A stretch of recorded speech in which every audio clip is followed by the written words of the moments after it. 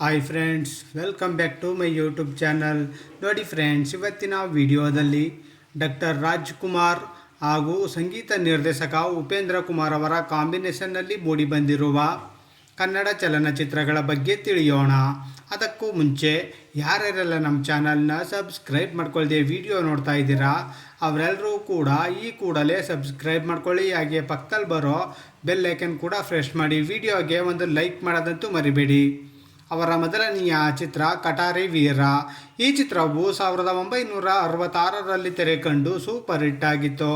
ಅವರ ಎರಡನೆಯ ಚಿತ್ರ ಪರೋಪಕಾರಿ. ಈ ಚಿತ್ರವು 1970ರಲ್ಲಿ ತೆರೆಕಂಡು ಸೂಪರ್ ಹಿಟ್ ಆಗಿತ್ತು. ಅವರ ಮೂರನೆಯ ಚಿತ್ರ ಹಸಿರು ತೋರಣ. ಈ ಚಿತ್ರವು 1970ರಲ್ಲಿ ತೆರೆಕಂಡು ಸೂಪರ್ ಹಿಟ್ ಆಗಿತ್ತು. ಅವರ ನಾಲ್ಕನೆಯ ಚಿತ್ರ ಸಿಪಾಯಿ ರಾಮು. ಈ ಚಿತ್ರವು 1972ರಲ್ಲಿ ತೆರೆಕಂಡು ಬ್ಲಾಕ್ ಬಸ್ಟರ್ ಹಿಟ್ ಆಗಿತ್ತು. ಅವರ ಐದನೆಯ ಚಿತ್ರ ಪ್ರೇಮದ ಕಾಣಿಕೆ. ಈ ಚಿತ್ರವು 1976ರಲ್ಲಿ ತೆರೆಕಂಡು ಬ್ಲಾಕ್ ಬಸ್ಟರ್ ಹಿಟ್ ಆಗಿತ್ತು. ಅವರ ಆರನೆಯ ಚಿತ್ರ ಶಂಕರ್ ಗುರು. ಈ ಚಿತ್ರವು 1978ರಲ್ಲಿ ತೆರೆಕಂಡು ಬ್ಲಾಕ್ ಬಸ್ಟರ್ ಹಿಟ್ ಆಗಿತ್ತು. ಅವರ ಏಳನೆಯ ಚಿತ್ರ ರವಿಚಂದ್ರ. ಈ ಚಿತ್ರವು 1980ರಲ್ಲಿ ತೆರೆಕಂಡು ಬ್ಲಾಕ್ ಬಸ್ಟರ್ ಹಿಟ್ ಆಗಿತ್ತು. ಅವರ ಎಂಟನೆಯ ಚಿತ್ರ ಕಾಮನಬಿಲ್ಲು. ಈ ಚಿತ್ರವು 1983ರಲ್ಲಿ ತೆರೆಕಂಡು ಬ್ಲಾಕ್ ಬಸ್ಟರ್ ಹಿಟ್ ಆಗಿತ್ತು. ಅವರ ಒಂಬತ್ತನೆಯ ಚಿತ್ರ ಅಪೂರ್ವ ಸಂಗಮ. ಈ ಚಿತ್ರವು 1984ರಲ್ಲಿ ತೆರೆಕಂಡು ಬ್ಲಾಕ್ ಬಸ್ಟರ್ ಹಿಟ್ ಆಗಿತ್ತು.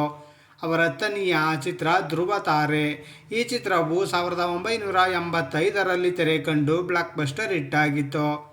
ಅವರ 11ನೆಯ ಚಿತ್ರ ಅನುರಾಗ ಅರಳಿತು. ಈ ಚಿತ್ರವು 1986ರಲ್ಲಿ ತೆರೆಕಂಡು ಬ್ಲಾಕ್ ಬಸ್ಟರ್ ಹಿಟ್ ಆಗಿತ್ತು.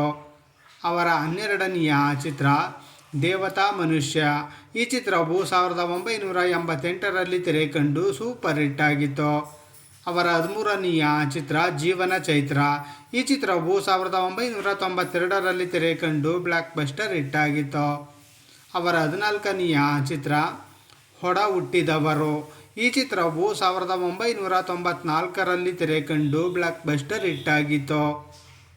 ನೋಡಿದ್ರಲ್ಲ ಫ್ರೆಂಡ್ಸ್, ಡಾಕ್ಟರ್ ರಾಜ್ಕುಮಾರ್ ಹಾಗೂ ಸಂಗೀತ ನಿರ್ದೇಶಕ ಉಪೇಂದ್ರ ಕುಮಾರ್ ಅವರ ಕಾಂಬಿನೇಷನ್ನಲ್ಲಿ ಮೂಡಿಬಂದಿರುವ ಕನ್ನಡ ಚಲನಚಿತ್ರಗಳ ಬಗ್ಗೆ ತಿಳ್ಕೊಂಡ್ರಲ್ಲ. ಈ ವಿಡಿಯೋ ಇಷ್ಟ ಆದಲ್ಲಿ ಲೈಕ್ ಮಾಡಿ, ಶೇರ್ ಮಾಡಿ, ಕಮೆಂಟ್ ಮಾಡಿ. ಹಾಗೆ ಯಾರ್ಯಾರೆಲ್ಲ ನಮ್ಮ ಚಾನಲ್ನ ಇನ್ನೂ ಸಬ್ಸ್ಕ್ರೈಬ್ ಮಾಡ್ಕೊಳ್ಳದೆ ವಿಡಿಯೋ ನೋಡ್ತಾ ಇದ್ದೀರಾ ಅವರೆಲ್ಲರೂ ಕೂಡ ಈ ಕೂಡಲೇ ಸಬ್ಸ್ಕ್ರೈಬ್ ಮಾಡ್ಕೊಳ್ಳಿ. ಹಾಗೆ ಪಕ್ಕದಲ್ಲಿ ಬರೋ ಬೆಲ್ ಐಕನ್ ಕೂಡ ಪ್ರೆಸ್ ಮಾಡಿ. ವಿಡಿಯೋ ನೋಡಿದ್ದಕ್ಕೆ ಧನ್ಯವಾದಗಳು.